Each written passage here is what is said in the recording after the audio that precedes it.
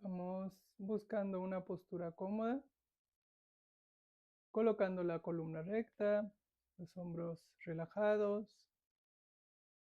Cerramos los ojos, pero que no haya presión en párpados. Mandíbula suelta. Tomamos conciencia de que vamos a iniciar la clase del estudio de Yoga Sutras.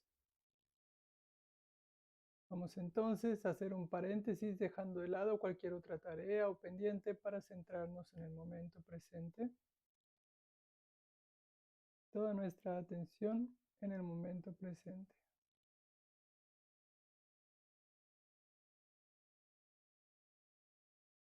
Observa el flujo espontáneo y natural de tu respiración.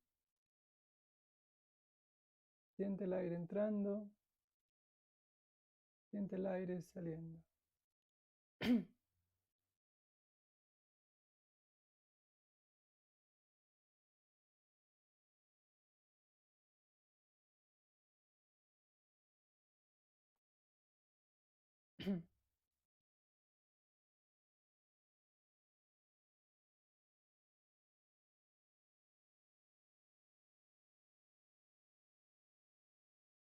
Permite que la mente se vaya armonizando con el ritmo respiratorio.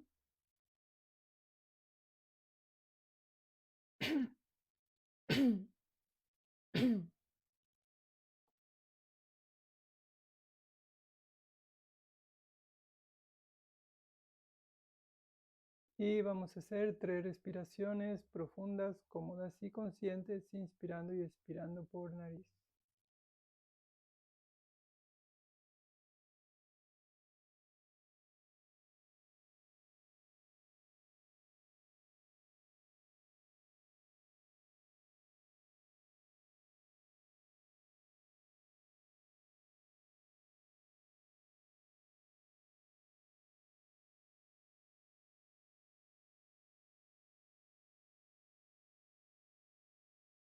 Al finalizar las respiraciones, juntamos palmas, nos preparamos para cantar 3 veces el mantra Om.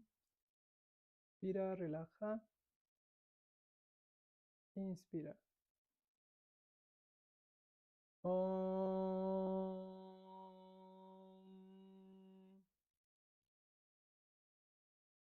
Om.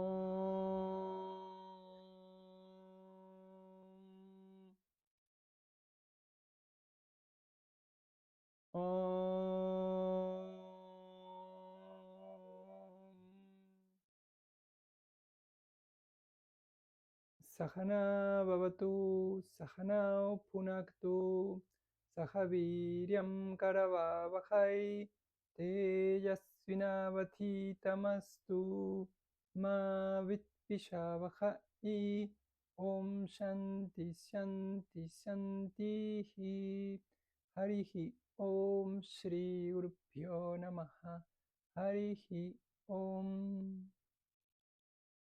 Saludamos a los maestros, descansamos las manos.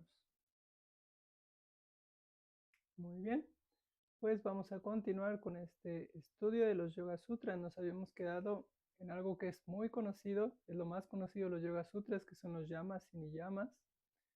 Habíamos quedado en el Sutra 230.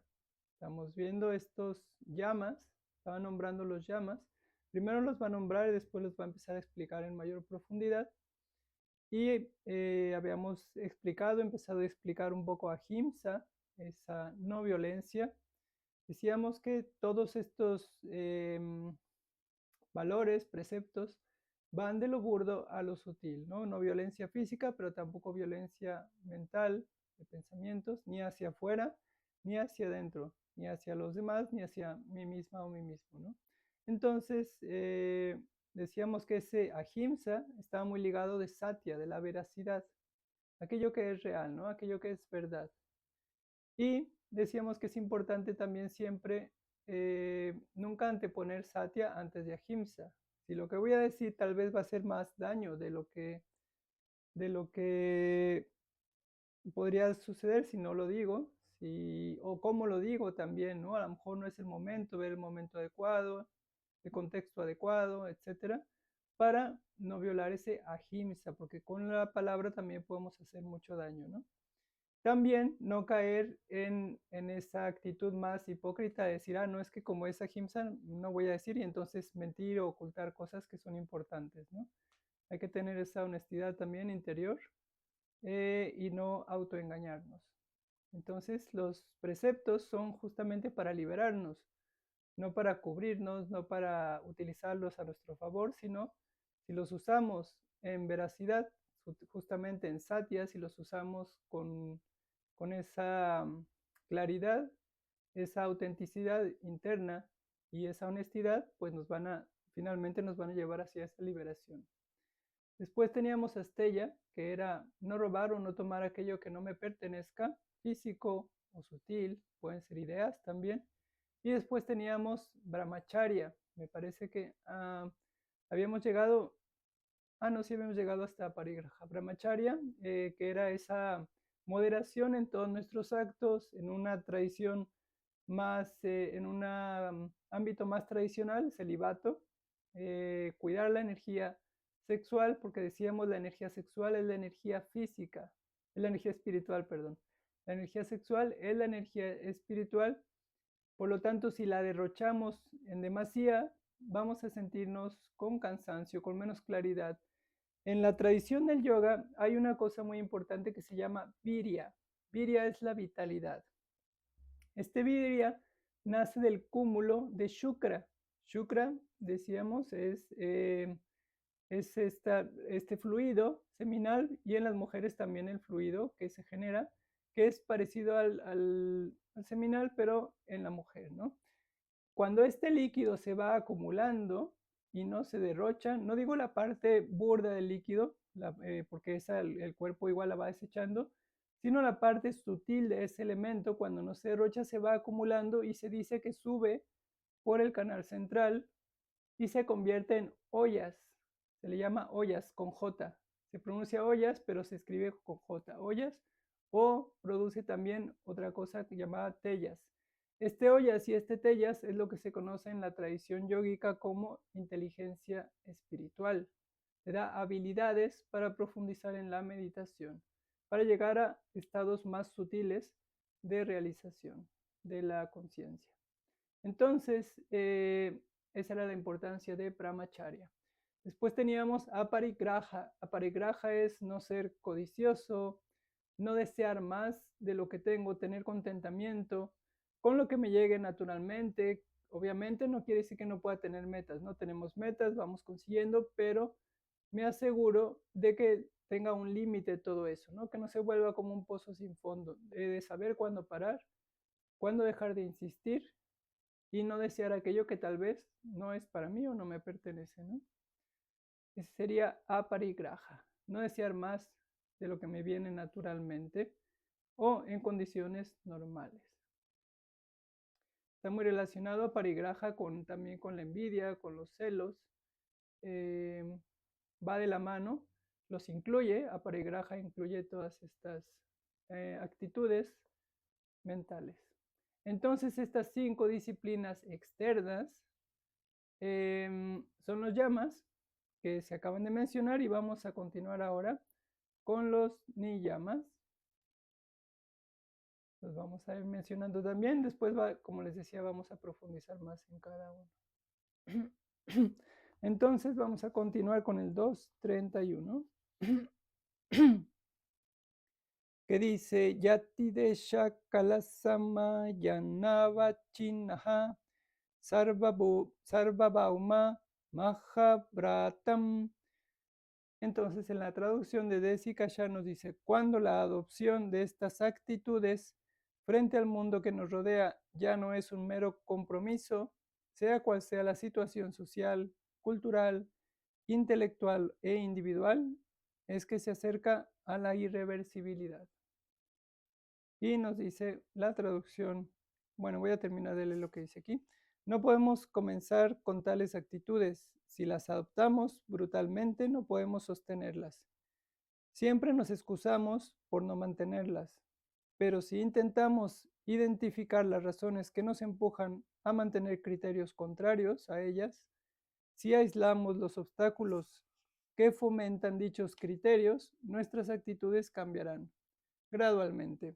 Los obstáculos cederán, nuestro comportamiento frente a los demás y frente a nuestro entorno mejorará.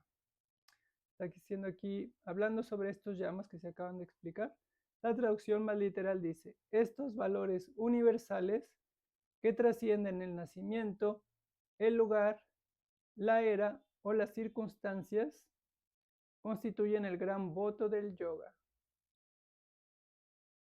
Nos dice son valores universales, ¿no? Estos valores universales son atemporales. Por eso nos dice trascienden el nacimiento, el lugar, la era o las circunstancias. Se aplican a todo en la vida. Por eso nos dice son universales y hemos de contemplarlos como tal. Y como bien nos dice Desi Kashar, si vemos que no podemos adoptarlos o si intentamos adoptarlos, decir, ok, de ahora en adelante no voy a mentir más, ¿no? Nunca, bajo ninguna circunstancia, no voy a mentir.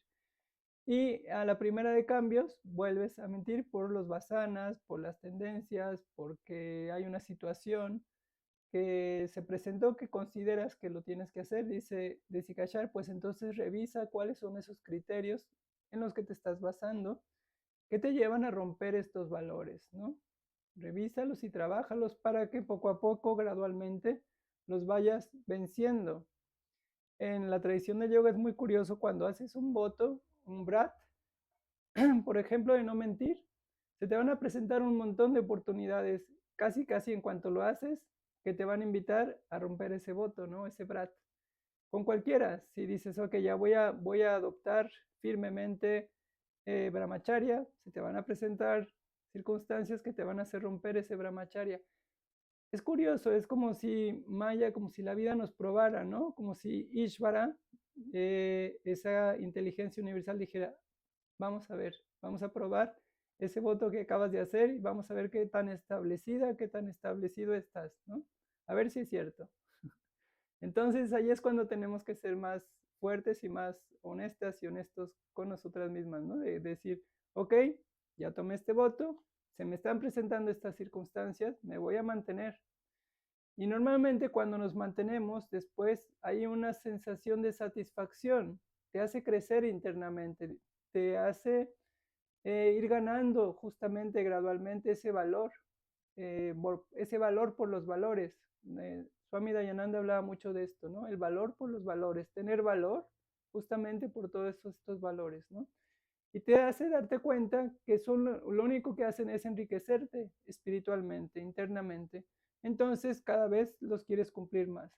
Cuando haces un brat y no lo cumples, cuando haces un brat, un voto, y a la primera de cambios lo echas para atrás, no te sientes bien, al contrario, sientes como que te empequeñeces, fallaste, te sientes que pues te está costando, que no tienes la preparación y eso te puede empezar a inclinar hacia abajo, ¿no? Si eso sucede, hemos de hacer esto que nos dice Sikashar, simplemente revisa qué está pasando, ¿no? Ve a la raíz para que puedas revertir esa tendencia. Pero, como bien aconsejaba también Vivekananda, nunca caigas en la culpa, porque la culpa debilita mucho. O sea, si te equivocaste, si no lo pudiste cumplir, simplemente entiende, busca las razones, por qué sucedió, pero no caigas en el sentimiento de culpa o de inferioridad, de decir, no, es que yo no sirvo para esto, es que no tengo la capacidad.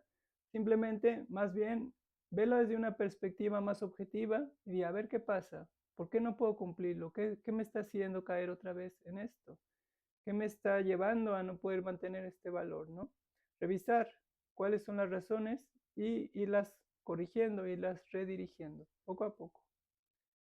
Bueno, ahora sí vamos a los niyamas, en el 232. Dice, niyama comprende. Saucha, a veces lo dicen, se traduce como sauca, pero se dice saucha, porque la C en sánscrito se pronuncia CH, saucha. Saucha es la limpieza, es decir, mantener limpio y aseado nuestro cuerpo y nuestro entorno. Muy importante también, mantengo aseado mi cuerpo que no esté con toxinas, que no huela mal, porque eso, ¿qué pasa si no aseo mi cuerpo? Puedo traer infecciones que me van a quitar claridad mental, que me van a hacer sentirme mal, que me van a hacer sentirme incómoda y no voy a poder tener esa claridad para poder seguir profundizando en la naturaleza del ser. ¿Qué pasa si mi entorno no está limpio? Caos mental, ¿no? Veo desorden, si hay desorden afuera, por lo general también hay desorden adentro, en la mente, ¿no? Entonces se recomienda esa limpieza externa e interna. Y como todos los valores, de lo burdo a lo sutil, limpieza de mi cuerpo, pero también limpieza de mi mente. ¿Qué tipo de pensamientos albergo y alimento?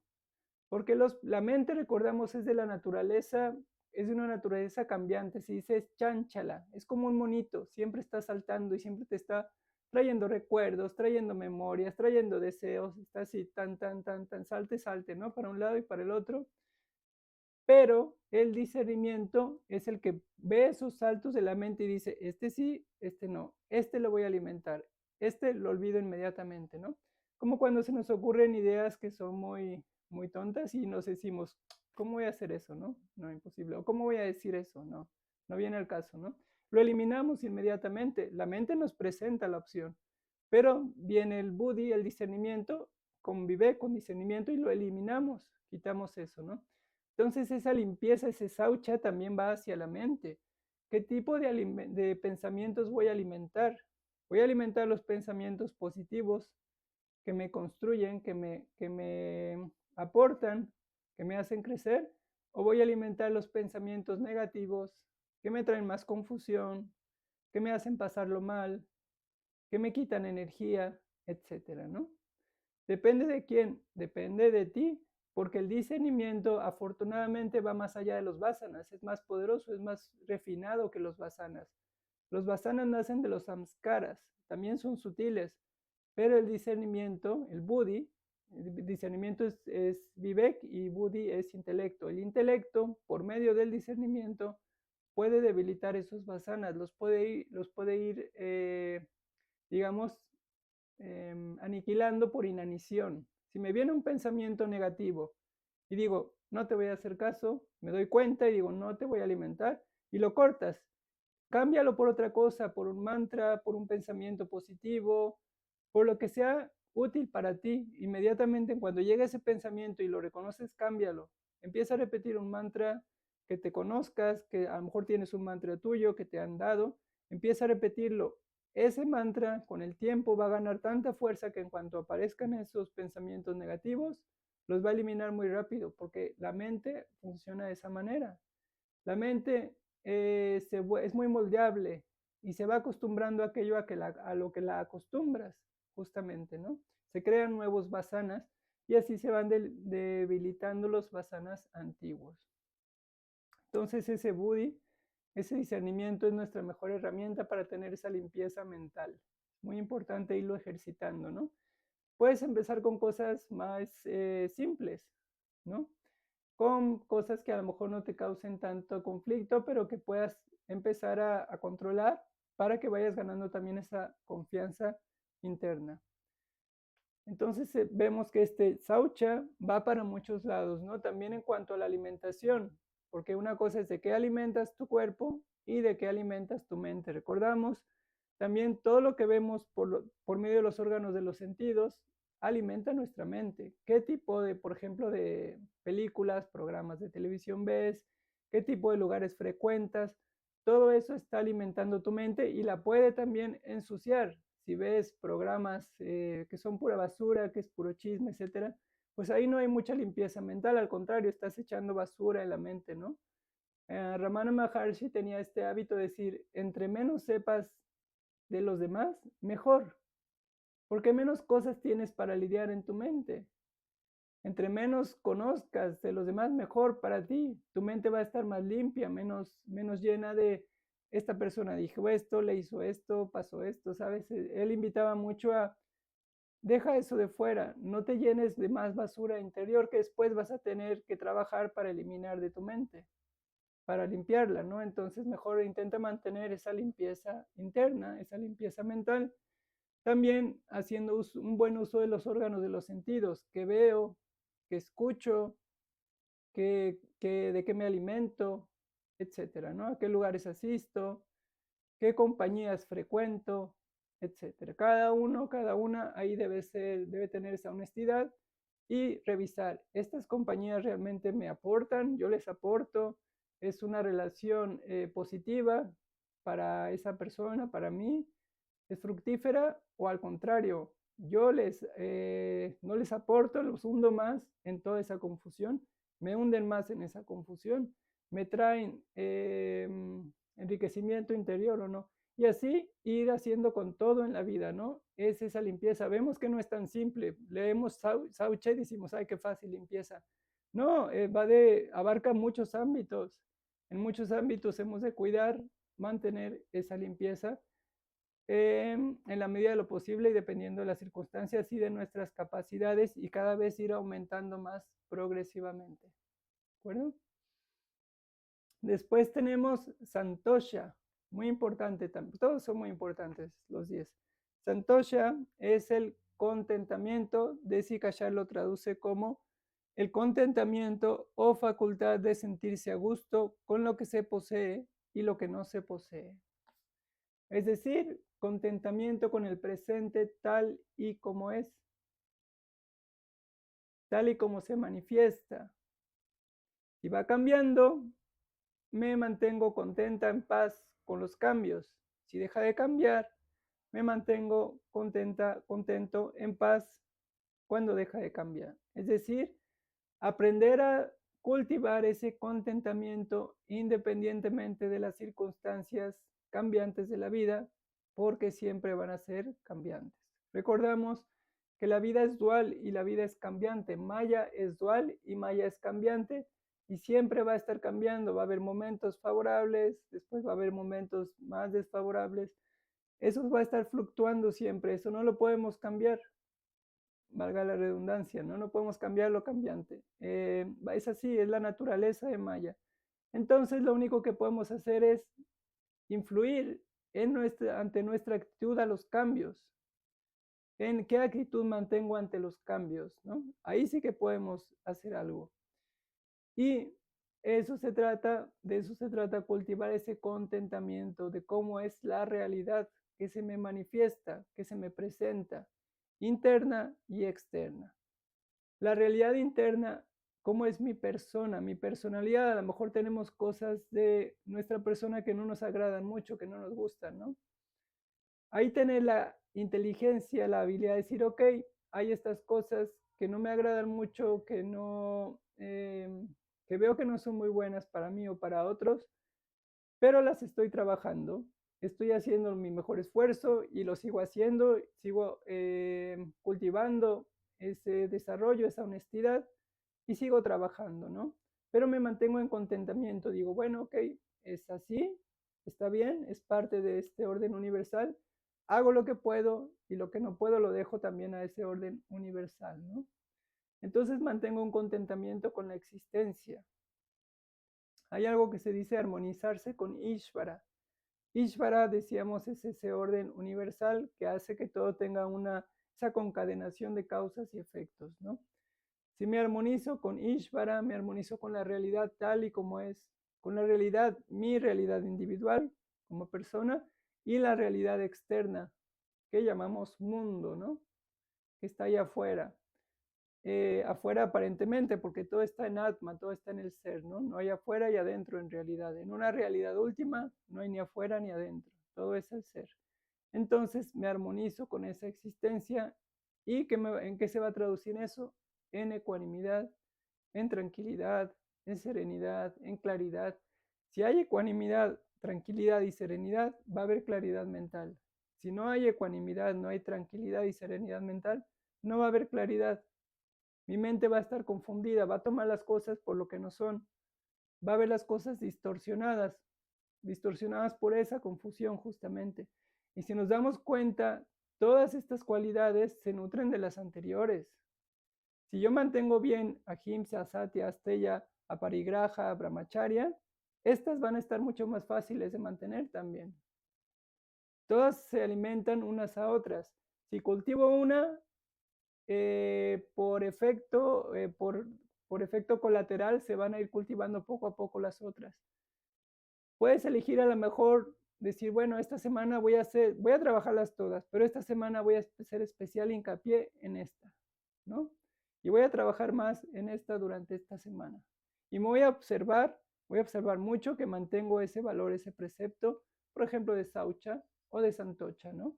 Y en cuanto vea que mi mente empieza ahí a darme malas pasadas, que empiezo a perder el contentamiento, recordarme, no, Santocha, estate contenta, estate contento con la realidad como es, no quieras cambiarla, a menos que puedas, si es interna sobre todo, y puedes modificarla para bien, adelante, ¿no? Y mantente contenta, contento con los avances que vayas teniendo. Entonces, podemos ir trabajando así también estos valores, ¿no? Puedes elegir uno por una semana o por un mes, cada uno que vea el tiempo que considera importante, o uno por día también está muy bien, pues se puede hacer mucho, ¿no? En una observación constante de un día, es decir, este día voy a observar Satya, voy a observar que mi vida se vuelva veraz, auténtica, verdadera, ¿no? O este día voy a observar a Himsa, que no genere violencia interna en pensamientos o externa hacia otros seres, ¿no? Y así es con cada uno de los valores. Bueno, el siguiente de los niyamas sería tapas. Tapas lo pone aquí como la eliminación de las impurezas que hay en nuestro organismo físico y mental por la práctica de hábitos correctos de sueño, ejercicio, nutrición, trabajo y relajación. Tapas, tapasya, purificar, quemar. Tapas se traduce como calor.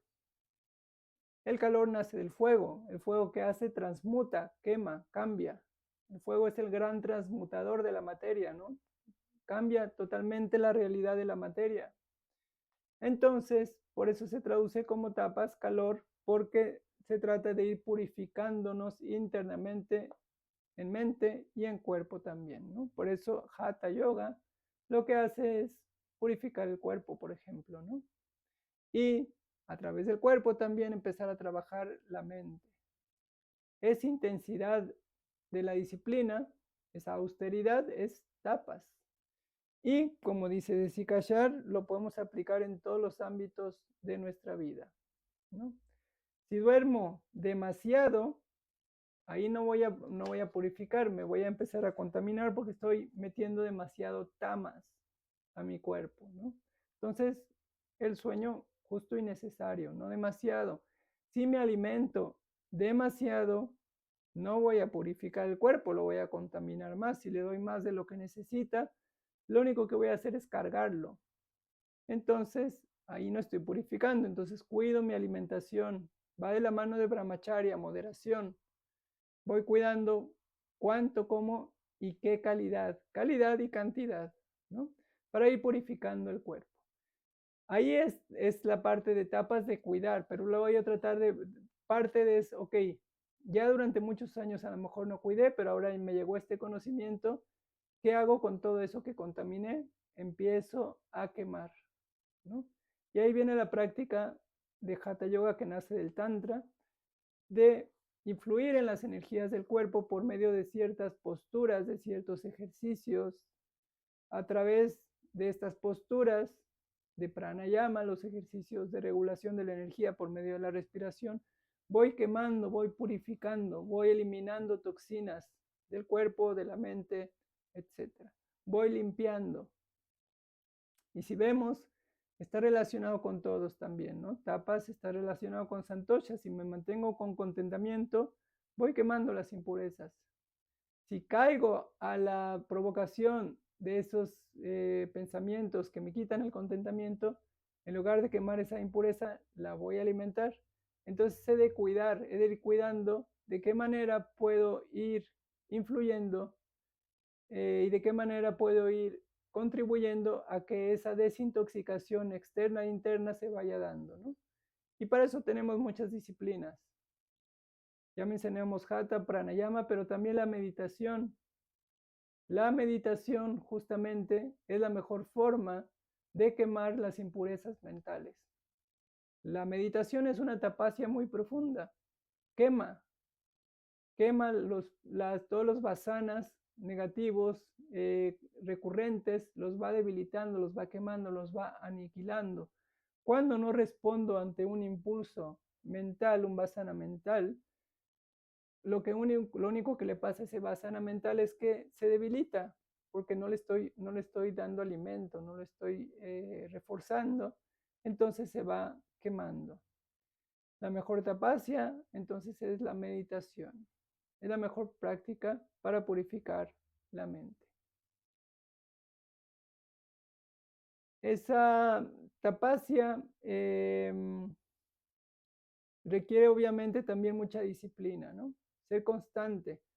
No decir un día, oh, ok, hoy voy a hacer tapasya y ya me olvido el resto de la semana, ¿no? Sino intentar mantenerla, intentar ser constante en la medida de nuestras posibilidades y circunstancias, ¿no? A lo mejor te tocó que alguna parte de tu vida meditaste mucho y a lo mejor ya no tienes que meditar tanto, porque cuando meditas mucho, de alguna forma, tu vida se empieza a volver meditativa. Y esa meditación que antes hacías sentada, sentado en el sillón o en el zafu de meditación, después se queda contigo y es como que estás meditando constantemente en la vida y en la acción. Puedes seguir actuando, puedes seguir haciendo cosas, pero tu mente se mantiene meditativa, contemplativa. Por lo tanto, se sigue manteniendo con esa pureza. Bueno, el siguiente, Swadhyaya, autoestudio. Swadhyaya nos dice el estudio y la necesidad de revisar y evaluar nuestros progresos. Este requiere mucho de satya para nosotros mismos, ¿no? Esa honestidad, esa mirada hacia adentro de ver, a ver dónde estoy, qué tanto he progresado, qué tanto he avanzado, qué tanto me estoy aplicando en todos estos valores, en mi crecimiento interior, qué tanto estoy creciendo, ¿no? Detenernos de vez en cuando a tomar esa mirada interna y evaluarnos, autoevaluarnos. No necesito en este punto, en este precepto, que también puede ser bueno, una mirada externa. Aquí la mirada es con uno mismo, con una misma. Es decir, me siento y empiezo a trabajar esa honestidad. ¿Qué tanto he avanzado en esto? ¿Qué tanto me falta? ¿En dónde estoy? ¿Cómo estoy con Satya? ¿Cómo estoy con Ahimsa? ¿Cómo estoy con Asteya, con Brahmacharya, con Aparigraha? ¿Cómo estoy con Saucha? ¿Cómo estoy con Santocha? ¿Cómo estoy con Tapas? Con cada uno ir revisando, ¿no? En qué punto me encuentro y hacia dónde quiero ir. Y siempre recordar la meta, porque esa meta es la que, si tengo valor por alcanzar esa meta, voy a tener valor por cultivar estos preceptos. Si no tengo valor por la meta, el objetivo, difícilmente voy a cultivar estos preceptos, ¿no? Entonces la meta debe ser clara y la meta es esa plenitud, lograr esa liberación, esa ecuanimidad, esa paz, ¿no? Entonces ese autoestudio es importante porque ahí es donde he de reevaluar mi práctica, mi sadhana. Si veo que me atoré en algo, que no estoy avanzando, que estoy atascada, que no estoy progresando, reviso a ver qué está pasando, en dónde me atoré, qué a lo mejor no estoy asumiendo o aceptando, ¿no? En relación con cualquiera de los preceptos, ¿no? ¿Cuál no estoy cumpliendo? A lo mejor ya tengo algunos muy bien establecidos, pero a lo mejor por ahí alguno no está muy bien establecido y me está deteniendo. Entonces es necesaria ese swadhyaya, porque ese swadhyaya lo que hace justamente es eliminar la comprensión defectuosa. A veces podemos creer que estamos en un lugar en el que no estamos y relajarnos, ¿no? Decir, ya está, ya lo hice, ya lo tengo. Y a lo mejor no lo tienes, a lo mejor te estás engañando, a lo mejor te estás autoengañando, ¿no? Por eso es importante esa mirada honesta, interna, para que nos traiga claridad. Y luego de Swadhyaya, bueno, autoestudio en la tradición más clásica también se refiere a estar revisando los shastras, las escrituras, ¿no? Que es las que transmiten el conocimiento. Estar estudiando, estar repasando, tomar mis apuntes, darles una repasada, recordar, porque cuando hago eso refuerzo justamente todos esos valores, los recuerdo, digo, ah, sí, sí, esto era importante, esto es importante, se va quedando más en la mente, entonces es bueno ir repasando todos los textos que tengas por ahí, ya sea de cursos, libros que tengas por ahí, irlos repasando, irlos revisando. Es como las vacas, ¿no? Que están rumiando, que están volviendo a moler la comida y la vuelven a pasar para que pueda haber una buena digestión, para que se pueda nutrir su cuerpo, ¿no? Pues es algo parecido, pero con el conocimiento. Vamos rumiando el conocimiento para que se digiera bien y podamos asimilarlo, podamos integrarlo en nuestra vida y se vuelva práctico, que no se quede nada más a un nivel teórico que no nos sirve de mucho, ¿no? Bien dicen muchos sabios, un gramo de práctica sirve más que una tonelada de teoría, ¿no? Entonces lo importante es que ese conocimiento se vuelva práctico. Siguiente concepto, valor, precepto, Ishvara Pranidhana. La veneración de una inteligencia superior o aceptación de nuestros límites frente a Dios o el omnisciente. Ishvara Pranidhana, Ishvara recordamos es esa inteligencia universal, esa causa material y causa inteligente de la existencia. Entonces, de alguna forma, honramos esa inteligencia y entendemos que nos trasciende como individuos, que trasciende mi persona, que mi persona es parte de esa inteligencia y que mi persona tiene límites como individuo hacia esa inteligencia. Y recordar que en última instancia, esa inteligencia es tu verdadera naturaleza, es tu verdadera realidad, ¿no? Entonces ese Ishvara Pranidhana nos habla de esa entrega, esa dedicación, esa devoción. Reconocer que hay algo más grande que mi individualidad, ¿no? Y esa en realidad es la meta. Cuando hablábamos ahora mismo de la meta, ¿cuál es la meta? La meta justamente es volver hacia ese origen, hacia ese Ishvara, que en realidad eres tú, es tu verdadera naturaleza, ese Ishvara, ¿no? Entonces tener veneración hacia aquello. Como individuos, aunque sea tu verdadera naturaleza, como individuo, puedes honrar esa energía, puedes honrar a eso que llamas conciencia universal, que llamas Dios, que llamas conciencia infinita, como quieras llamarlo, honrarlo, tener una práctica, una actitud de gratitud hacia ello, ¿no? En Vedanta, en el curso del Gita, vemos en la parte de los 4 pilares de Karma Yoga, el tercer pilar de Karma Yoga, que ayuda a purificar la mente, justamente es Prasada Buddhi, recibir los resultados de todas las acciones como regalos de la divinidad, sea como sea, aunque a ti te parezca que no sea lo mejor que podía haber sucedido o el mejor resultado, decir, ok, esto está de acuerdo al orden universal y entiendo que así es como tenía que ser y lo acepto. Lo acepto como un regalo de la divinidad, porque en última instancia yo soy esa divinidad. ¿Y cómo va a querer esa divinidad algo malo para mi existencia? No tiene sentido. Entonces aceptar, ¿no? Con esa gratitud. Y esos serían los 5 preceptos internos, que se les llama, las 5 disciplinas internas, que son niyama. Les recomiendo que los integren bien, no que se los aprendan de memoria, sino que los tengan con ustedes estos 10 preceptos, porque es lo más útil que van a encontrar para la progresión. Y es el primer paso, si nos fijamos, es lo primero que se está nombrando directamente, antes que asana, antes que la postura, porque si estos 10 preceptos no están bien instalados, la postura nunca va a ser fija, nunca va a ser estable, que es lo que nos decía también Patanjali. Para que lleguemos a ese estado de yoga, la postura tiene que ser estable, si no el cuerpo siempre te va a estar molestando porque el cuerpo es un reflejo también de la mente. Y no al revés.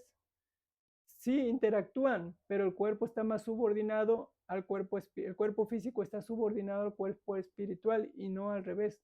El cuerpo espiritual define el cuerpo físico. Entonces, si voy cultivando ese cuerpo espiritual con estos preceptos, se va a traducir en tranquilidad y salud para el cuerpo físico, justamente. Entonces, bueno, todas son muy importantes, todas estas disciplinas. La última es muy importante, no vayan como es la última, no vayan a pensar que diga, bueno, esa a lo mejor no es tan importante. Es supremamente importante porque eres tú misma, esa inteligencia superior que vas a venerar, eres tú misma, eres tú mismo, es tu esencia, es tu verdadera naturaleza. Entonces es mirar con amor hacia aquello que realmente eres y que trasciende todo esto que es finito y pasajero. Esa mirada hacia aquello que es eterno, inmutable, siempre existente, que es el origen de esta existencia. Eso te va a acercar más y te va a hacer tener más valor por el resto de los valores. Bueno, entonces vamos a continuar con el siguiente Sutra 233, que dice Desikachar en su traducción. ¿Cómo podemos examinar y reexaminar nuestras actitudes hacia los demás? Es decir, ¿cómo puedo ir trabajando ese llama, los primeros, ¿no? Nuestras actitudes hacia afuera? Cuando estas actitudes son cuestionadas, puede ser útil la reflexión sobre las posibles consecuencias de otras actitudes alternativas. Esto significa que debemos encontrar medios para examinar intelectualmente las consecuencias de diferentes actitudes posibles en un momento y circunstancias concretos. Hay que mirar antes de saltar. Aquí como dicen, piensa antes de hablar, ¿no? También, es decir, estate atenta, estate atento, ¿no? Dice la otra traducción, los pensamientos nocivos pueden neutralizarse cultivando pensamientos saludables. Eso nos dice la traducción más literal. Entonces estos britis, por medio de vitarka son pensamientos analíticos, que pueden también ser nocivos, podemos revertirlos con, como ya les mencionaba, con otros pensamientos que sean más sádvicos, más saludables, que sean buenos para ti y buenos para los demás, ¿no? Y por lo general, una herramienta, como ya lo mencionamos ahorita, muy útil, son los mantras.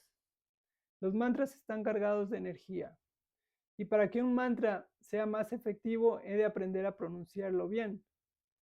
El sánscrito, recordamos, es el idioma más antiguo. Y lo que nombra es la vibración sutil de lo que está nombrando, es la parte sutil de lo que está nombrando. Si digo Surya, que es el sol, esa vibración que lleva ese sonido, Surya, es justamente la vibración sutil del sol, en su forma sutil. Por eso es tan poderoso el sánscrito y por eso son tan poderosos los mantras. Entonces, si me dan un mantra, pero yo lo repito y lo repito, a lo mejor te va a ayudar porque va a cambiar, va a llevar tu mente hacia otra visión, ¿no? Hacia otro ángulo, y sí va a ir debilitando poco a poco el pensamiento negativo. Pero si lo pronuncio bien, el efecto va a ser mucho más fuerte y más pronto, porque justamente te va a alinear con esa energía. Por lo general, un maestro, una maestra te da un mantra de acuerdo a tus características, de acuerdo a tu personalidad, de acuerdo a la personalidad, de la energía que llevas, a tu prarabdha. Te van a dar un mantra justamente que alinee, que armonice esa energía. Entonces a lo mejor te dan un mantra de Shiva, Om Namah Shivaya, que no es lo mismo que decir Om Namah Shivaya, Om Namah Shivaya, no, si digo Om Namah Shivaya, estoy nombrando y dándole la vibración, porque se llama recitación védica, tiene muchas, ¿cómo se dice? Reglas, ¿no?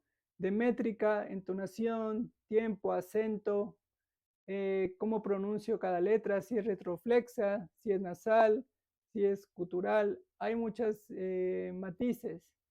Pero bueno, no necesitas aprender recitación védica, con que te digan bien cómo se pronuncia el mantra cuando te lo dan, para que lo recuerdes y lo grabes y lo pronuncies bien, ya sea verbalmente o mentalmente. Mentalmente es más potente, pero puedes empezar verbalmente, ¿no? Entonces, empezar a repetirlo, a pronunciarlo bien, te va a traer ese beneficio más rápido. Y son muy útiles justamente para ir reemplazando o neutralizando los pensamientos o vasanas negativas, para irlos debilitando, y entre más repitas ese mantra, más se va a instalar en ti esa energía sádvica, esa energía que armoniza tu energía como jiva, como individuo. Eso en cuanto a los mantras, pero supongamos que tú dices, bueno, sí, yo estoy en el yoga, pero en realidad mi tradición espiritual es otra. Yo creo más en Jesús, a lo mejor no, o en la Virgen. Perfecto. También son como mantras. Entonces puedes a lo mejor rezar lo que tú consideres que es adecuado. Cuando aparezcan esos pensamientos, repite esas oraciones que para ti son efectivas, ¿no? Repítelas mentalmente. O a lo mejor tienes otra tradición espiritual, ¿no? Islamista o budista o taoísta. Hay muchísimas, ¿no? O a lo mejor más relacionada con alguna cultura, por ejemplo, acá que estamos en México, una cultura prehispánica, también puede haber oraciones, ¿no? Entonces, de acuerdo a tu tradición y creencias espirituales, utiliza aquello que sea bueno para ti, que te ayude a contrarrestar esos pensamientos negativos, que te quitan energía, claridad, tranquilidad, etc. Bueno, vamos al siguiente Sutra 234.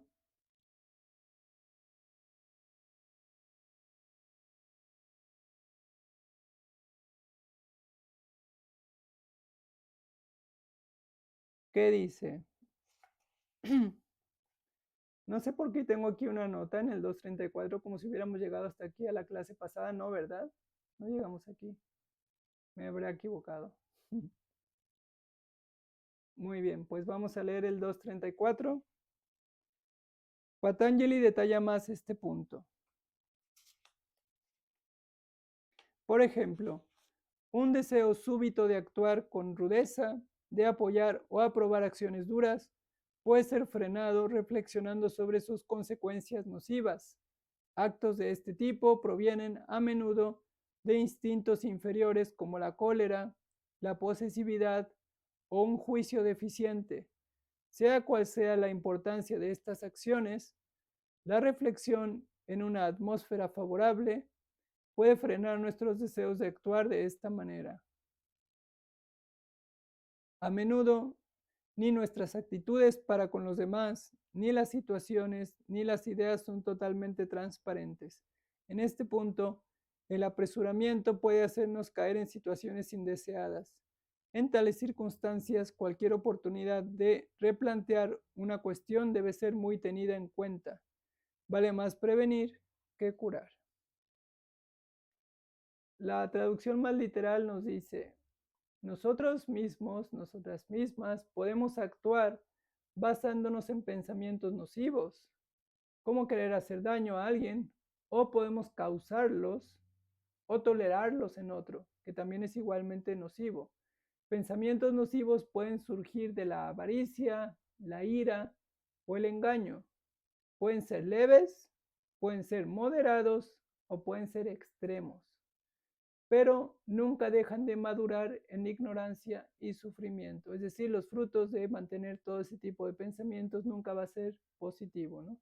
Como nos dice aquí, esta traducción más literal, van a madurar en ignorancia y en sufrimiento. Por eso es que uno debe cultivar pensamientos sanos. Eso nos dice la traducción más literal. Entonces, ahí hemos de tener ese swadhyaya bien activo siempre, observando, ¿no? ¿Cómo estoy reaccionando? ¿Cómo estoy actuando frente a diferentes circunstancias, situaciones? Mis pensamientos que vienen así naturalmente, que saltan cuando algo sucede ahí fuera, cuando cambian las circunstancias, ¿cómo son? ¿Y cuál es su origen? ¿No? Son pensamientos de ira, son pensamientos, perdón, nocivos que buscan o crean una desarmonía. Seguramente su raíz va a ser la ira, ¿no? Recordamos cuál es la raíz de la ira, la frustración. La ira se alimenta de la frustración cuando no sucede lo que quiero que suceda, cuando las cosas no pasan como quiero que pasen. Me enfado, me enojo, ira. ¿Cuál es la raíz? Frustración. ¿Y cuál es la raíz de la frustración? Deseo, ¿no? Entonces, ¿dónde de empezar a trabajar? En la raíz, en el deseo, antes que en la frustración y antes que en la ira. Porque si trabajo en el deseo, que es el origen de los otros dos, es mucho más fácil. Ya no voy a tener que trabajar ni en la frustración ni en la ira, porque los voy a detener antes de que salgan, ¿no? Es como imaginemos una planta que en algún lugar determinado no es buena para el entorno, ¿no? Como ya suelen llamarle hierbas malas o mala hierba, ¿no? Que hacen que las demás plantas pierdan nutrientes, etcétera, y empiezan a repoblar todo eso, ¿no? Si las dejas, van a seguir creciendo, van a tomar más fuerza y van a matar todas las otras plantas. Pero si las cortas en cuanto aparecen, ya no tienen fuerza, ¿no? Entonces, si yo trabajo en el deseo, es decir, no voy a empezar a proyectar que quiero que las cosas sean de determinada manera, sino más bien voy a mantener una actitud contemplativa y decir, a ver, ¿cómo están pasando las cosas? Y en base a eso voy a responder. Porque si siempre estoy proyectando para el futuro, lo único que estoy haciendo es sembrar semillas de frustración, porque a lo mejor las cosas nunca van a ser como yo estoy esperando que sean. Si estoy ordenando todo mi futuro, a veces hay esa actitud o esas tendencias de querer controlar todo lo que va a pasar, pensando, se va a hacer esto, se va a hacer esto, así, así, así, vas a tener un montón de frustraciones, porque seguramente, como hay muchos factores que deciden los resultados de las acciones en la vida, pues algunos a lo mejor van a encajar con tus deseos o expectativas y algunos no van a encajar, ¿no? Entonces, lo mejor que puedes hacer es trabajar en el deseo. No desees tanto, no proyectes tanto, únicamente lo justo y necesario y siempre con la comprensión de que a lo mejor no va a salir como esperas, que a lo mejor va a ser muy diferente. Entonces, desde que proyectas, ya tienes esa comprensión interna de que a lo mejor no va a pasar. ¿Y ahí dónde es? ¿Y qué nos recuerda eso? Santosha. Contentamiento. Ah, no pasó. Muy bien, mantengo ese contentamiento, ¿no? Pero si ya estás con esa disposición mental, con esa actitud, con esa apertura de que a lo mejor no va a pasar lo que esperabas que pasara, vas a estar con mayor tranquilidad. Porque si estás con esa expectativa de que quieres que sí o sí pase lo que tú quieres que pase, te vas a frustrar, te va a venir la ira, porque te vas a sentir con esa frustración, te va a venir el enfado, y eso que es Kimsa, violencia, para ti, primero que nadie, porque tú eres quien estás sintiéndose mal, tú eres quien está sufriendo, y después, como daño colateral, los que estén cerca de ti, ¿no? Entonces va a haber un efecto nocivo interno y un efecto nocivo externo, que se van a traducir en más confusión, bueno, en todo lo que hemos dicho, ¿no? El fruto es ignorancia y sufrimiento, más sufrimiento cada vez, ¿no? Pero si lo inviertes, en lugar de más sufrimiento, va a haber más contentamiento, cada vez más antocha, cada vez más tranquilidad con las cosas como son. Entonces, no se trata de que no digas, bueno, ya no puedo proyectar nada. Sí, puedes tener ciertas proyecciones, pero siempre con apertura a que puedan ser diferentes de como lo habías proyectado. Tu mente abierta, tu actitud abierta a que funcione diferente, a que sea diferente, a que no sea como tú querías que fuera, con esa tranquilidad. Entonces vas a tener más claridad y eso, todos los llamas y ni llamas no se traducen, no maduran en ignorancia y sufrimiento. Los llamas y ni llamas maduran en conocimiento y liberación. Conocimiento de la realidad, de la naturaleza, de la existencia, de tu naturaleza y plenitud, ananda, la dicha de establecerte en esa naturaleza, libre de todo lo demás. de la ignorancia y del sufrimiento. Por eso nos dice al final esta traducción más literal, por eso uno debe cultivar pensamientos sanos, santosha, ¿no? Y todos los demás llamas y ni llamas. Nos está diciendo aquí por qué son importantes esto que se acaba de mencionar y nos lo está diciendo. Porque se van a traducir en tu libertad y tu plenitud. Porque es importante erradicar todos los demás vasanas, tendencias negativas, porque su fruto, su madurez te traerá ignorancia y sufrimiento. Bueno, vamos al siguiente sutra 235. Dice, hay que recordar que se presentan variaciones individuales. Algunos de entre nosotros pueden sentirse muy cómodos en el examen de sus motivos y actitudes. Otros encontrarán muy arduo reflexionar sobre ellos mismos. Patanjali señala unos signos de progreso en cada una de las 10 actitudes enumeradas en los sutras 230 y 232, que son llama y niyamas, ¿no? Ahí podemos, es lo que decíamos, revisar cómo estamos en cada uno de ellos. Y luego viene su traducción del sutra. A más considerado se es, más se estimulan sentimientos amigables en todos aquellos que se encuentran en nuestra presencia. Incluso aquellos que en otras ocasiones y en otras personas manifiestan frialdad pueden mostrarse bajo un aspecto diferente y serán amables en nuestra presencia. Aquí está hablando de ahimsa. Aquí está hablando qué sucede cuando te estableces en ahimsa. Ahora nos va a hablar qué sucede cuando te estableces en cada uno de estos preceptos. Y está comenzando con ahimsa porque fue el primero que se mostró en los yamas, ¿no? Cuando te estableces en ahimsa, en ese no hacer daño, cuando estás firmemente, bueno, les voy a decir la traducción literal. Estar firmemente arraigado a la no violencia crea una atmósfera en la que otros pueden dejar de lado su hostilidad. Ese va a ser un fruto de ahimsa, se va a contagiar. ¿Qué pasa por lo general cuando una persona está muy violenta y la otra persona no reacciona? Es decir, no es reactiva hacia esa invitación de la persona violenta. La persona violenta se queda un poco confundida, ¿no? Como sacada de onda, decir, ay, ¿qué pasa? ¿Por qué no se está enfadando por lo que estoy diciendo o haciendo? Entonces eso la descoloca un poco, ¿no? Y a veces puede hacerla parar, puede hacerla detenerse, ¿no? Puede hacerla que se calme.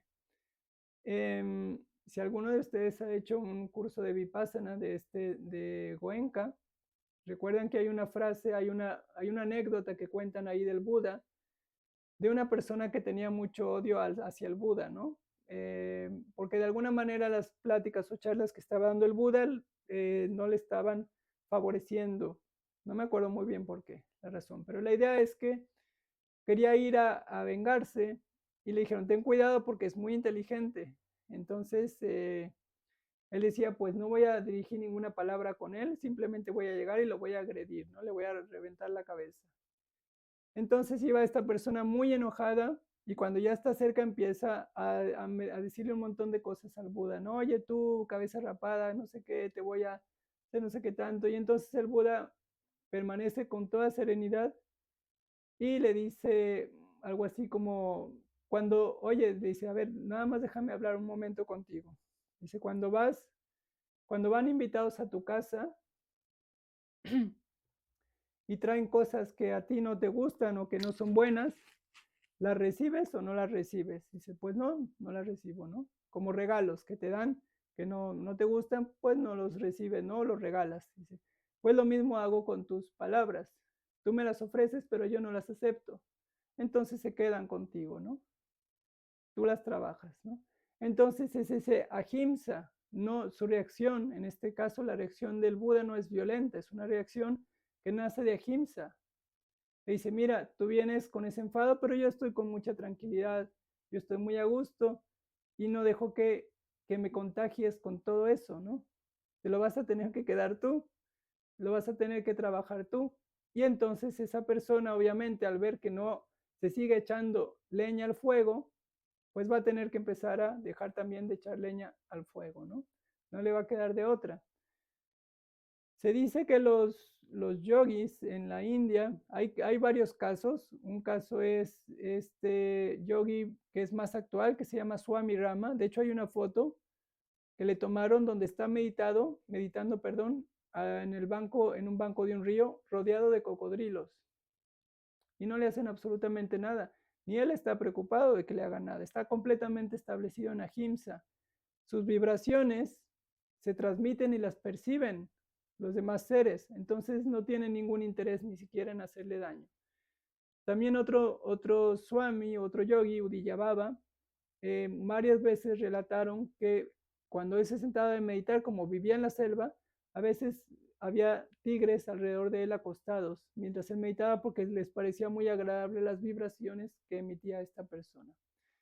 Con esto lo que quiero decir es que cuando alguien está establecido en ahimsa, por lo general los entornos violentos no encuentran salida, se detienen, pueden manifestarse, pero se detienen porque no encuentran respuesta, no encuentran ese alimento, ¿no? Y eso se contagia. Después la persona violenta se va a quedar reflexionando, decir, mira cómo insulté a esta persona y no hizo nada. Que a lo mejor me pasé, a lo mejor no estuvo bien eso que hice, ¿no? A lo mejor mi reacción no fue buena porque esa persona no estaba siendo violenta conmigo. Sin embargo, yo sí fui violenta con ella, ¿no? Entonces, el abandono de esa hostilidad, como nos dice en el sutra, estar firmemente arraigado en la no violencia, va a crear una atmósfera en la que los otros puedan dejar de lado su hostilidad, su violencia, porque se van a dar cuenta que no es necesaria, que no va a traer nada bueno, ¿no? Si son semillas desagradables, van a traer frutos desagradables, siempre, sí o sí, es la ley de la naturaleza. Si siembras violencia, vas a cosechar violencia, no va a ser diferente. Si siembras amabilidad, tranquilidad, vas a cosechar amabilidad y tranquilidad. Es curioso porque es muy sencillo, ¿no? Estos son valores universales que seguramente los escuchamos desde que éramos niñas, niños. Sin embargo, ¿cómo nos cuesta, ¿no? Ya aplicarlos a veces en la vida adulta. ¿Por qué? Porque hay basanas, hay tendencias, hay constructos sociales, mentales, que muchas veces, en lugar de invitarnos justamente a esa no violencia, nos invitan a la violencia. Por ejemplo, la competitividad. La competitividad es violenta por naturaleza, ¿no? Quieres aniquilar a los otros, quieres pasar por encima de los otros y decir yo soy mejor. Eso ya es violencia. Mejor, yo soy lo que soy, tú eres lo que tú eres, tú tienes más capacidades en un ámbito perfecto, a lo mejor yo tengo más capacidades en otro, pero la competitividad engendra violencia y es algo que en Occidente se inculca muchísimo desde pequeñitos, tienes que ser la mejor, tienes que ser el mejor, tienes que sobresalir. ¿Por qué tengo que sobresalir si somos muchos? Como las hormigas no sobresalen entre ellas, colaboran entre ellas, ¿no? O las abejas. No es mejor una que otra, cada una tiene su rol, su papel que desempeñar. Entonces, hemos de ir comprendiendo en profundidad este concepto de ahimsa y no se trata de competir, de ser mejor, se trata de ser tú y estar en paz con lo que tú eres. Porque ese es el rol, es tu aportación en esta conciencia universal, en este ritam, en este orden universal. Cada quien tiene su rol y su papel que hacer. Y todos son importantes, ninguno es mejor que otro. Es tan importante el tuyo como el de una hormiga o el de una cucaracha. No eres más importante tampoco que una cucaracha, aunque te parezca a veces que sí lo eres, ¿no? O eres más trascendente, no, eres igual de importante e igual que trascendente que cualquier otro ser vivo. Ahimsa. Cuando entiendes eso en profundidad, seguramente vas a cambiar tu actitud hacia los otros seres y a lo mejor vas a decir, ya no estoy tan segura si quiero seguirme alimentando de otros seres. Si me empiezo a dar cuenta que no soy más importante que ellos y que ellos son tan importantes como yo, a lo mejor ahí tengo que revisar algo, ¿no? Entonces, es ir entendiendo cada uno de estos conceptos cada vez con mayor profundidad. Y si nos fijamos, desde que empezamos a hablar de ahimsa, vemos cómo tiene un montón de puntos desde donde lo podemos ver y tratar e integrar, desde un montón, desde muchísimos, ¿no? Entonces es irlos comprendiendo cada uno en profundidad, justamente para irnos estableciendo en ellos. Lo vamos a dejar aquí. Vamos a continuar con la profundización en Satya en la siguiente clase y viendo cuáles son los frutos de establecerse en cada uno de estos preceptos.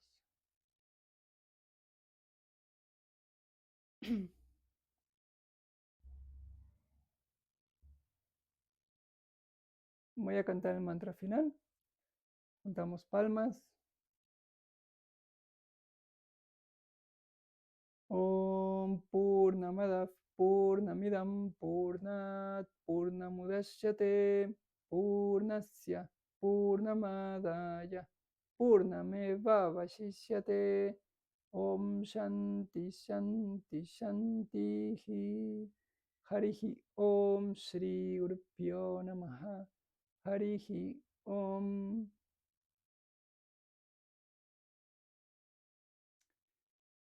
Muy bien. Ahora sí pasamos a, si hay dudas, preguntas, comentarios, adelante. Reflexiones. Perdón, yo quiero decir algo, compañeros, si me permiten. Desde la semana pasada quería decirte que es un verdadero placer verte vestir de un color diferente de blanco. Te ves radiante, tu voz no carraspea y estás esplendorosa. Bienvenida. Muchas gracias. Muchas gracias, Yana. Gracias a ti.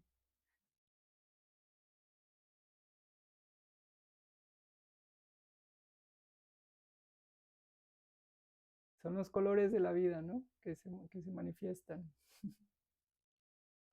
Hay que variar de colores, todos son permitidos. Sí, claro que sí.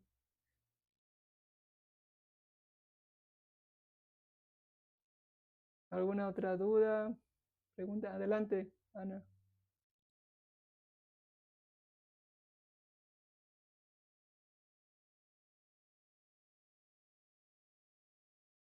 No se te escucha. Creo que está apagado tu micrófono. Ya, no podía quitar. Ahora sí. Gracias. Bueno, yo quería comentar, una cosa es nada más como un dato de lo que pasó hace ratito, de por qué tenías el apunte. Ahora sí que para que salgas de la duda de por qué tenías el apunte en el 234. No sé si se acuerdan que tiempo atrás creías que nos habíamos quedado en el 234. Es solo eso, para que no tengas esa duda. Bueno, y de lo otro es, me da mucha curiosidad eso de lo de que te otorgan un mantra, y como que quería ver si podíamos profundizar un poco en eso porque se me hace bastante interesante. Gracias. Gracias, Ana. Mira, estaba bien atenta, Ana, aquí se acordó. Efectivamente, sí, eso fue lo que pasó, que en esa clase yo puse mal esa anotación y por eso empecé desde ahí esa vez, porque me equivoqué cuando puse donde nos habíamos quedado. Y claro, después no lo quité, se quedó ahí, por eso ahorita que lo vi dije, ¿por qué está esto aquí? Claro, era eso. Gracias, Ana. Sobre el mantra, cuando tú en la India, en esta tradición yógica, védica, sobre todo védica, porque de ahí nace todo, te acercas a un maestro, a una maestra, a un swami, a un yogi, etcétera, eh, hace, hace una ceremonia que le llaman diksha, que nosotros lo traducimos como iniciación. Iniciación en una tradición espiritual, en un camino espiritual. Es una ceremonia muy bella donde tú juntas flores, frutas, lo que tú quieras, y llegas con el maestro, la maestra que has elegido, y le ofreces eso como una rendición y como un regalo para que te acepte en esa tradición de conocimiento. Si te acepta, entonces te va a dar unos brats, te va a dar unos votos para que empieces a trabajar y a purificar tu mente y te va a dar un mantra. Ese mantra que te va a dar va a estar armonizado con tu energía. Para que una maestra o un maestro te acepte, te tiene que conocer. Antes de esa ceremonia que se llama Diksha, primero tienes que haber pasado un tiempo en el entorno con ese maestro o con esa maestra para que pueda observarte, para que pueda ver cuál es tu naturaleza, cuáles son tus dificultades, cuáles son tus tendencias, etcétera. Y entonces, ya habiéndote conocido, va a ver cuál es tu energía, la energía de tu personalidad, de tu jiva, de tu individualidad. Y el mantra que te va a dar va a ir de acuerdo a esa energía, a, a esa personalidad relacionada con tus virtudes, defectos, problemas, talentos, todo eso. Entonces, a lo mejor te van a dar un mantra que está más relacionado con Vishnu, si tienes más esa energía, que es más sádvica, que será un mantra, pues a lo mejor de Krishna, de alguno de los avatares de Vishnu, a lo mejor de Krishna, de Rama, o directamente de Vishnu, que también se le llama Narayan a Vishnu, ¿no? Entonces te van a dar un mantra relacionado con eso. Si ven que tu energía a lo mejor es más rayásica, seguramente te van a dar un mantra de Shiva. Puede ser el tan famoso y conocido Om Namah Shivaya, como cualquier otro mantra de Shiva, porque hay muchos, no es el único, son muchísimos. O si a lo mejor ven que tienes mucha aptitud artística, que eres una persona muy con esas energías sutiles, muy desarrolladas, te van a dar un mantra a lo mejor de Sarasvati, ¿no? Por ejemplo, Om Aim Mas Sarasvati Namaha. O a lo mejor te van a dar un mantra de Lakshmi. O a lo mejor un mantra de Durga. Es decir, dependiendo de qué energía lleves, es de acuerdo a eso que te van a dar. Y pues, también pueden cambiar, a lo mejor durante un tiempo vas a trabajar ese mantra y a lo mejor más adelante te van a decir, ahora vas a soltar ese mantra y vas a tomar este, ¿no? Puede ser un mantra de Ganesha, a lo mejor si tienes muchas dificultades en la vida o estás desarrollando, cultivando esa inteligencia, pues un mantra de Ganesha. Y así hay muchos, ¿no? Pero es de acuerdo a esa energía, a lo que ellos perciben en ti, a lo que ellos ven en ti, y de qué forma te puedes armonizar con estos mantras. Gracias, Ana. Adelante, Chuco. Hola, igual respecto a los mantras, ¿no?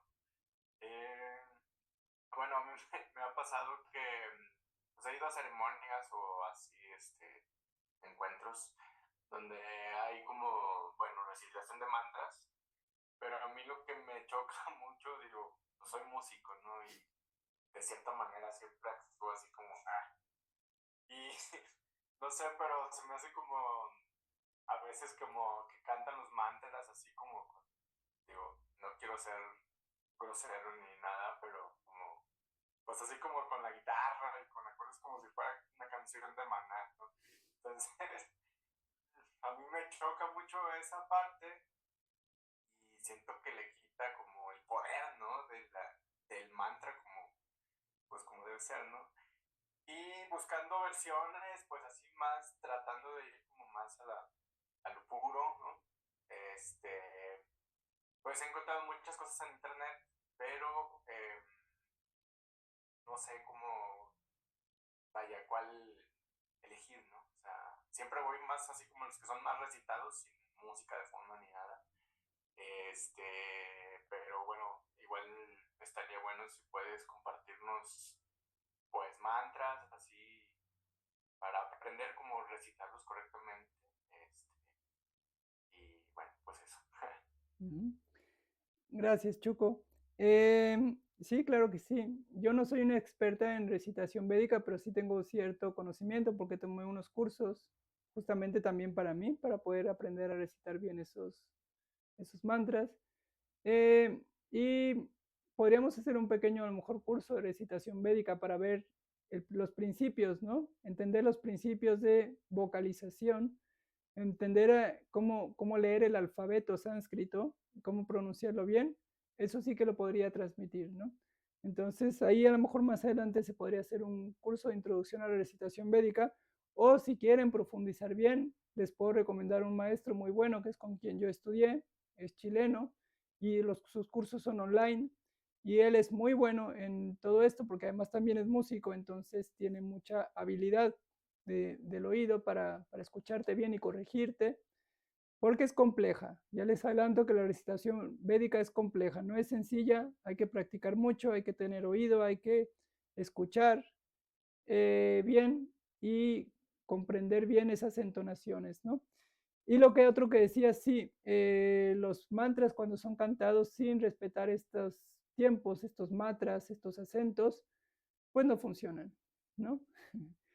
Claro que si hay una actitud en las personas que están cantando positiva, con energía buena, eso sí va a funcionar. Su actitud sí que va a tener un efecto, ¿no? Pero el efecto y el alcance que se podría lograr si el mantra se recita como debe ser, obviamente va a ser diferente, ¿no? No va a ser el mismo.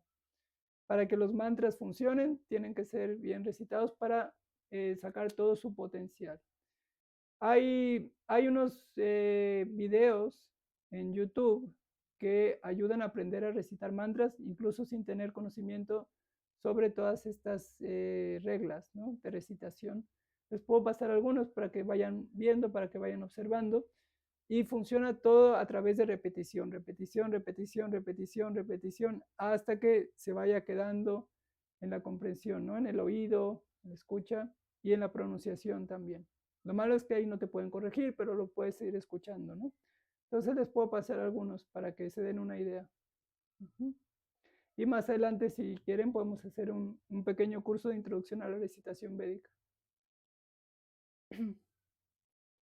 En este curso veríamos un poco el alfabeto sánscrito, cómo se pronuncia cada vocal, cada consonante. Son 58 fonemas, para que se den una idea. Y las pronunciaciones son complejas, ¿no? Porque hay unas que son, por ejemplo, decimos Krishna, normalmente en Occidente no se pronuncia Krishna, se dice Krishna, es hacia atrás, es retroflexa, Krishna, es Krishna. Vishnu es hacia atrás también, no se dice Vishnu. Aquí digo Vishnu, pues para hacerlo más sencillo, más fácil, ¿no? Pero se dice Vishnu, ¿no? Y no se dice, por ejemplo, Mahabharata, es Mahabharata. Se alargan algunas palabras, ¿no? O Bhagavad Gita, no es Bhagavad Gita, es Bhagavad Gita. Entonces ahí pueden darse una idea de cómo va cambiando, ¿no?, la pronunciación. Y no se dice asana, se dice asana, asana. Y no se dice, por ejemplo, Adho Mukha Svanasana, se dice Adho Mukha Svanasana. Es muy diferente, ¿no? Entonces, claro, por hacerlo más sencillo, a veces utilizamos la pronunciación corriente que con el acento occidental, pero si queremos ya aplicarlos seriamente en un mantra, pues la pronunciación tiene que ser más adecuada.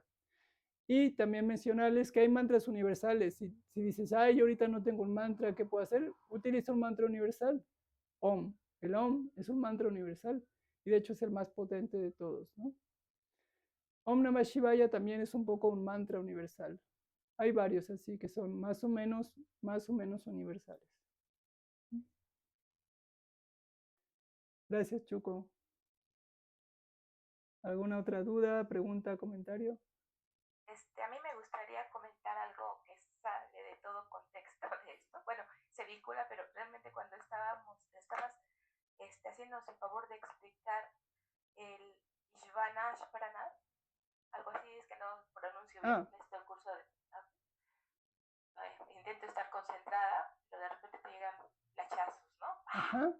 Y me pasó, hay mucha controversia en Occidente, sobre todo, y en otros países, supongo, por la costumbre en la India de elegir pareja de los padres hacia los hijos, ¿no? Los matrimonios arreglados y la gente, ¿cómo, no? O sea, qué cosa más espantosa. He escuchado de todo. A mí también me chocó, fue un choque cultural cuando lo escuché por primera vez, hasta hace varios años. Tuve la oportunidad de ir a la India, de ver, tengo contacto con amigos de allá. Para ellos es algo absolutamente normal. En la mayoría de la gente, hay gente que ya está occidentalizando y que no, yo tengo que regarla por mí mismo, ¿no? ¿Cómo voy a dejar que mi padre me escoja la pareja? Pero bueno, la situación es que alguna vez escuché que la idea fundamental es, mis padres tienen mejor criterio que yo para ver lo que es bueno para mí. Ese es, digamos, el fundamento. Entonces, cuando tú estás explicando esto, de repente digo, claro, Dios tiene mejor visión que yo. Es como una traspolación, ¿no? Ellos, la cultura es muy difícil entenderlo si no vivimos ahí, como aquí en México, bueno, en Mesoamérica, decir oro en náhuatl, por ejemplo, es el excremento del sol, ¿no? Entonces dice, ¿qué? ¿Cómo es creen esto? No, o sea, es entender la cultura desde su punto de vista, entonces entender una cultura tan lejana, naciendo en una cultura judeocristiana, ¿no? Y mestiza, es muy difícil. Entonces, cuando ellos dicen, bueno, los padres tienen mejor criterio para escoger la pareja, los hijos lo aceptan y están felices porque les van a buscar mujer o hombre o esposo, esposa. Nosotros es como también la humildad de decir, bueno, yo me voy a someter a la voluntad de la divinidad, porque él tiene mejor visión, la mejor. Entonces, no va a buscar algo negativo para mí. O sea, ese flachazo dije, wow, es cierto. O sea, en la cultura de ellos, ese es realmente el trasfondo de poder elegir una pareja. Es algo que sale de todo contexto, perdón por haberlo metido, No, pero sí me gustó comunicarlo porque si no, pues luego se me queda y digo, ay, lo hubiera dicho o no lo hubiera dicho. Me gustó compartirlo con ustedes. Okay. Me intento concentrar en lo que estamos, de repente pues, te llegan esas ideas, ¿no? Gracias. gracias, Marcela. No, al contrario, enriquece mucho y siempre son bienvenidos todos los comentarios y reflexiones, porque eso ejemplifica muy bien justamente esa parte de Ishvara Pranidhana, ¿no? Eh, como dices, la India pues es otro país y ya has estado ahí, ya te habrás dado cuenta que es como otro mundo, es otra forma muy diferente de entender la vida, de pensar en comunidad, hacia uno mismo, en todos los sentidos, es otra realidad. Mucha gente cuando va por primera vez a la India se choquea porque es como que llegaste a otro planeta, ¿no? Es muy diferente, ¿no? Entonces sus tradiciones también son muy diferentes. Y en cuanto a esto del casamiento, de esa tradición, hay mucha confusión y mucha ignorancia desde fuera, ¿no? Y se le suele criticar mucho. Es verdad que en la actualidad también no muchos hindúes respetan las tradiciones más en su forma pura, ¿no? Y a veces ya empiezan a hacer esos arreglos por intereses desafortunadamente más económicos que nada, ¿no? Hay de todo. Hay quienes sí lo utilizan bien y hay quienes no, ¿no? Yo he presenciado también, hay familias que son muy puras en ese sentido y mantienen esa tradición. Y lo que ellos hacen, y es bien potente porque ya no solo es el criterio de los padres van y consultan a un yotish, a un sacerdote, a un astrólogo védico. Y ese astrólogo védico va a ver la carta natal de la mujer o de la pareja, va a ver las dos cartas natales y basándose en esas energías, que la astrología védica es muy completa porque mira los fractales, es muy profunda, más allá que la occidental, porque va más adentro todavía. Entonces, él compara esas dos energías y dice, sí, son compatibles, ¿no? Ese es un aspecto que miran los padres. En la tradición más pura es el más importante, obviamente, ¿no? Si el astrólogo, el sacerdote, el yotish dice, sí, hay compatibilidad, dicen, adelante, ¿no? Si dice, no hay compatibilidad, no los casan muchas veces, ¿no? A veces, como te digo, sí, porque se ha corrompido también, ha tenido mucha influencia también por los ingleses que estuvieron mucho tiempo ahí y se corrompió mucho, se perdieron, se ensuciaron sus tradiciones hasta cierto punto, afortunadamente no en toda la India y no en todos los estratos, pero sí llegó a contaminar, ¿no?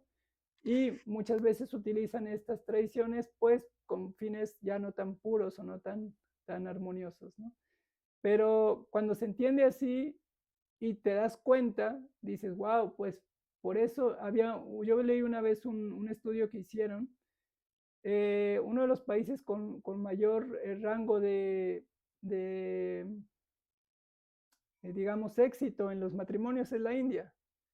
Y los entrevistaban y decían, ¿tú estás contento con la pareja? Y sí, es la mejor que me podía haber tocado. Tú te das cuenta que ellos dicen, sí, es perfecta para mí. Y viceversa, es perfecto para mí, ¿no? Porque justamente fue realizado de esa forma, teniendo en cuenta todas esas energías, toda esa parte, ¿no?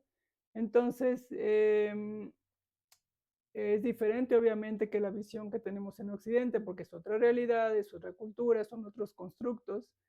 Y a lo mejor en Occidente pues tenemos más esa visión romántica, ¿no? De yo quiero elegir, yo quiero, que no se dice, no digamos que no es válida, pero tiene sus consecuencias también si eliges mal, ¿no? si no tienes en cuenta todas esas informaciones que están ahí, que vienen dadas justamente por ese orden universal, ¿no? Entonces, pues es más que nada un proceso de comprensión, ¿no? Y de entender que hay muchas visiones de ver esta existencia y cada uno adopta las que encuentra que le convencen, ¿no? Convincentes para uno mismo.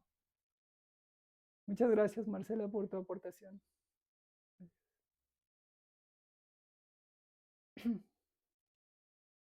¿Alguna otra duda, pregunta, reflexión?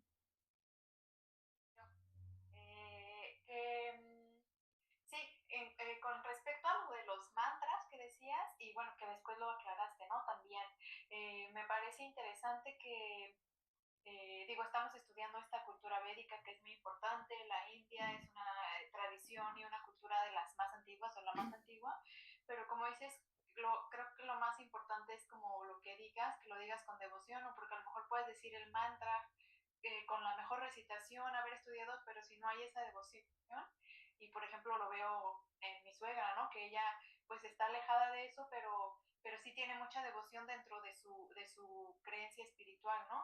Y siempre que estudio esto, pues me pongo a pensar en como decir, o sea, no puede ser que los indios sean los únicos que tengan acceso a esa espiritualidad, ¿no? Sino, por ejemplo, yo me acuerdo cuando yo escuchaba los mantras tibetanos, o sea, a lo mejor era porque era más fácil entender su pronunciación que decía qué bonitos son, ¿no? Y los mantras de la India yo decía, están padres, pero como que no lo entiendo mucho, ¿no? Con base solamente en el oído, ¿no? Y entonces, pues ahora con muchas oraciones y eso de diversas culturas, siento que también ahora con esto de los llamas y niyamas y el estudio del Bhagavad Gita, creo que sí lo más importante es como la devoción que se tenga, ¿no? Está realmente como humildad y devoción hacia la divinidad. Y pues sí está interesante conocer esto del sánscrito, pero digo, como para mí es súper complejo, creo que lo más interesante para mí o lo más importante es eso, la devoción y la humildad. Gracias, carnal. Sí, las dos cosas son importantes. Es importante la devoción, pero si ya te metiste, o sea, si te metes a la tradición médica, pues también va a ser importante la recitación, porque, como decías tú, si recitas un mantra, pero sin devoción, pues quién sabe, si lo recitas muy bien, sí te va a servir, aunque no lo hagas con devoción y te va a transformar esa actitud en una actitud de devoción, porque es energía. Aunque tú no quieras y digas, no, yo no quiero que me queme esto, si metes la mano al fuego te va a quemar. Son energías y esas energías tienen unas leyes y esas leyes es muy difícil cambiarlas, ¿no? Que funcionen de forma diferente. Obviamente que si no hay devoción, el efecto va a ser muy mínimo, aunque lo pronuncies como tú dices perfectamente, no va a ser tan fuerte si está acompañado con una intensa devoción. Eso sí está garantizado, ¿no? Porque esa devoción, ¿en qué se traduce a fin de cuentas? En la conexión con el ser, ¿no? Entonces esa conexión con el ser va a estar más presente. Y como bien dices, obviamente hay muchísimas tradiciones espirituales y también una persona, aunque no haya nacido en un entorno de la cultura védica, si es muy espiritual y sigue esas tradiciones, puede iluminarse y puede encontrar su plenitud, aunque no tenga conocimiento sobre la cultura védica, por supuesto que sí, porque el ser tiene muchas expresiones, ¿no? Y por eso se han dado tantas tradiciones espirituales. Y como quien realmente entiende bien todo esto, en la tradición védica no se niega ninguna religión, no están en lucha con ninguna religión. De hecho, el otro día te comentaba incluso que en el ashram de Swami Sivananda, en la puerta para entrar a su ashram, están todos los símbolos de todas las tradiciones espirituales del mundo, todos están ahí. ¿Y cuál es el mensaje? Aquí cualquier tradición espiritual es bienvenida porque el ser está en todas y todas quieren y conducen hacia el ser, ¿no? Todas, el objetivo de cada una de ellas es realizar ese ser. Por diversas circunstancias de las culturas, de las migraciones, se han creado muchas tradiciones, pero si entendemos esto en profundidad, ¿quién ordena todas esas tradiciones? Ishvara. Ishvara da origen a todas esas tradiciones justamente, ¿no? Y están creadas a lo mejor justamente para el tipo de cultura que accede a esas tradiciones, ¿no? Entonces, no es, en esta comprensión de védica, de hecho en Vedanta no existe, Vedanta por eso se dice no es una religión. Y tú puedes ser de la religión que tú quieras y estudiar Vedanta y entender. Vedanta habla del ser y el ser trasciende todas esas diferencias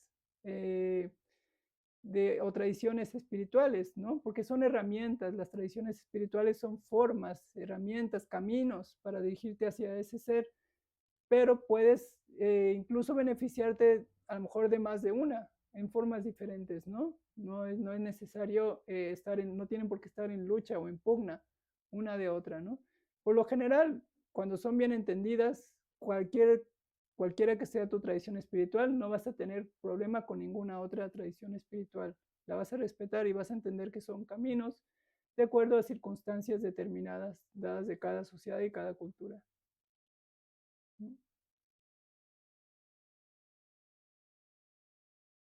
Gracias. ¿Alguna otra duda, pregunta, comentario? ¿No? Muy bien. Si hay dudas, quienes van a ver la clase grabada, por favor envíenlas y las resolvemos. Pues muchas gracias a todos. Nos vemos el próximo miércoles a la misma hora y en breve les envío el video. Om Tat Sat.